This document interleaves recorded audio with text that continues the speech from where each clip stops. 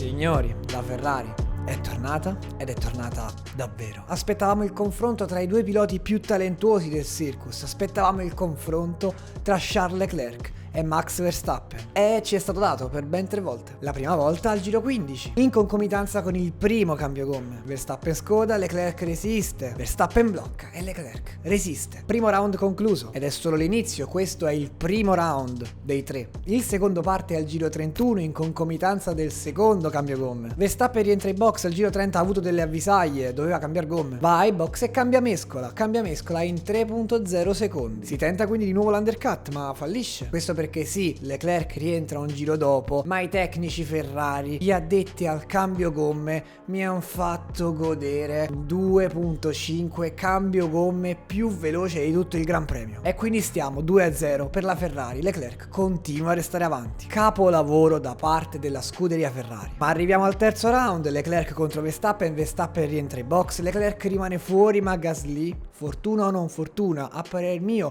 sfortuna, Leclerc poteva gestirla in modo diverso la gara anziché partire tutti con la stessa gomma rossa, ma alla fine rimane sempre davanti. Ok, la ripartenza di Charles Leclerc che dopo la safety car è stata mostruosa, l'auto di Gasly veramente poteva condannarlo, però nel finale di Verstappen non è scritto un secondo posto, ma un ritiro. Effettivamente fino a quel momento mai avremmo detto che la Red Bull si sarebbe trovata in grandissima difficoltà, è stato un disastro. Verstappen costretto al ritiro e Perez altrettanto. Bloccaggio curva 1 dopo una lotta con Hamilton. E ripeto, non ce lo saremmo aspettati, anzi eravamo pronti tutti quanti a dire, oltre a doppietta Ferrari e c'è poco da parlare, stiamo godendo, avremmo detto flop Mercedes e invece la Mercedes è terza. Come avevo anticipato nel pre-GP, Hamilton, qualora avesse avuto la possibilità di salire sul podio, sarebbe salito sul podio. Poi, fortuna o non fortuna con Perez non so, ma vedevo Lewis Hamilton per un 51% sopra Perez. Così è stato fortunosamente per lui, però poteva prendersela in gara e quindi pariamo subito su questo argomento. L'affidabilità è più importante della performance. Se hai performance e affidabilità devi vincere. Se invece hai affidabilità e non performance, il tuo progetto è in via di sviluppo, è estremo e totalmente diverso da tutti quanti gli altri team,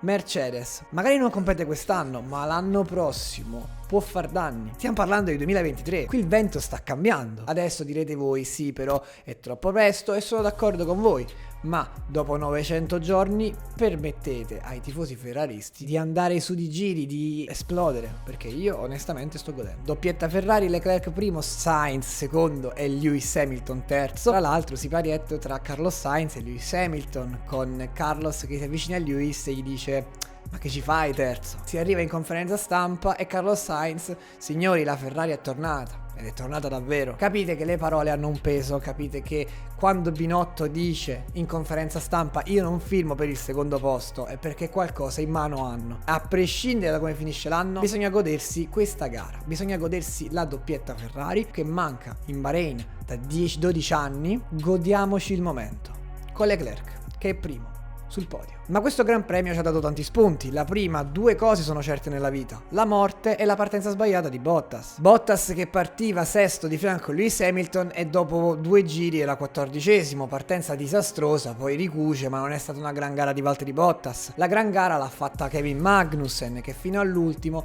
ha lottato dentro la top 10. Una gara assurda da parte di Kevin. Le prime conclusioni che possiamo dedurre dal Bahrain è Ferrari performante, Ferrari affidabile e 5 vetture dentro la top 10 motorizzate Ferrari. Hamilton festeggia contento, si è dichiarato contento di vedere le Ferrari sul podio, anche se secondo me sotto rosica. Questo terzo posto fa ben sperare, un doppio ritiro di Perez e Verstappen pesa come un macigno, può tornare utilissimo in classifica costruttori, quindi ci sta che festeggi. Ma tornando a noi, un attimo divagato, questo Gran Premio ci ha dato tanti spunti. Il primo che ho detto, AS veramente forte. Il secondo è che la McLaren è la AS 2021 quest'anno. Per un secondo ho visto Lando Norris e Daniel Ricciardo in 18esima e in 19esima posizione. malissimo. Confermo, disastro McLaren, l'ho scritto già al sesto giro, però capitemi che non è la posizione che un team storico come la McLaren dovrebbe avere. Le strategie invece nel pre-GP non le ho proprio prese, o almeno sono andato giusto con le mescole, ma non mi sarei aspettato 3 cambio gomme. Soltanto Leclerc avrebbe optato per 2 opzioni e chissà se avrebbe pagato o meno. La scelta più strana l'ha fatta Lewis Hamilton, che ha optato per una bianca che non ha mai utilizzato nessuno, non aveva senso utilizzare. Confermo quello che ho detto nel pre-GP, e non doveva essere utilizzata. Hamilton la utilizza per 16 giri, perde tantissimo al primo giro e quasi compromette il suo podio. Mettete qualche sbavatura in meno in pista, poteva stare prima avanti a Perez e non rischiarla fino all'ultimo. Però in casa Mercedes non si respira una buon'aria. Perché dico ciò? Perché i pit stop tutti quanti sono stati sbagliati. Quando Ferrari sbagliava i pit stop nel 2020 mi urtavo. Se tutto va male è sui dettagli che devi costruire una rimonta. Quindi il pit stop, se Ferrari lo fa in 2.5 e Red Bull lo fa in 3, tu devi farlo almeno in 3.1, 3.2, non puoi farlo in 4. La sosta ai box per Lewis Hamilton al 45esimo giro era in 4.0. Quella di Sainz in contemporanea in 2.5. Capisci la differenza? Sono i dettagli che la fanno da padrone. E i dettagli ha messo Leclerc al secondo round davanti Max Verstappen, impedendo una bagarre, e non si sa come sarebbe finita poi. Io amo alla follia queste piccolezze, devono essere rispettate, e sono contento da tifoso ferrarista che Ferrari ha fatto tutto perfetto. Il giro veloce di Leclerc, perfetto, tutti i settori centrati. Red Bull poteva averne un pelo di più, Leclerc facendo tutto in maniera sublime con la macchina perfetta, è andata bene. Comunque rimango esterrefatto per il fatto che Magnussen porta a casa la quinta posizione, Guan Yu Zhou porta a casa un punto, il suo primo punto in Alfa Romeo, Mick Schumacher che sfiora i punti. Però arrivati a questo punto la domanda è spontanea: chi ha estremamente deluso non è Mercedes ma è Red Bull. Anche Gasly è out, 3 motorizzate Honda, o almeno ex motorizzate Honda. E se questo fosse un grandissimo campanello di allarme?